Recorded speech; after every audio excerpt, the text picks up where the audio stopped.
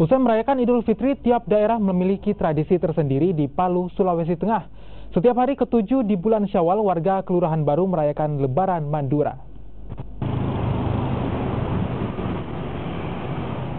Lebaran Mandura digelar sebagai bentuk syukur umat muslim di Kampung Baru setelah menjalani puasa Syawal selama 6 hari.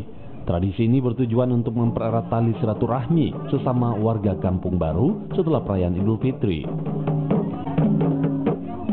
Tradisi Lebaran Mandura sudah ada sejak abad ke-18, namun kembali dipopulerkan oleh warga Kampung Baru pada tahun 2013 lalu. Tahun ini dimeriahkan dengan kegiatan Kampung Baru Fair yang ketiga. Kalau Kampung Baru Fair yang ketiga ini sudah ketiga kalinya kita laksanakan. Tapi kalau Raya Mandura sudah 5 tahun kita laksanakan. Arti dari Mandura sendiri, Pak? Arti Mandura ini kan sebuah makanan khas Kaili ya. Kalau pada saat Lebaran kan ada makanan-makanan yang dihidangkan itu. Mandura merupakan salah satu jenis makanan yang terbuat dari beras ketan 3 warna, yakni warna putih, hitam, dan merah. Di mana setiap warna memiliki filosofi tersendiri. Warna putih memiliki arti kesucian, sementara warna hitam sebagai lambang keadilan, dan warna merah melambangkan keberanian.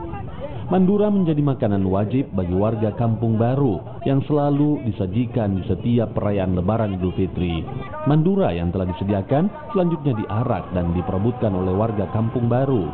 Sebelum diarak, terlebih dahulu warga Muslim Kampung Baru melakukan buka puasa Syawal secara bersama di Masjid Jami. Masjid Jami diyakini sebagai masjid tertua atau masjid pertama yang dibangun. Masjid ini merupakan cikal bakal penyebaran agama Islam di kota Palu. Tim Liputan Kompas TV Palu, Sulawesi Tengah.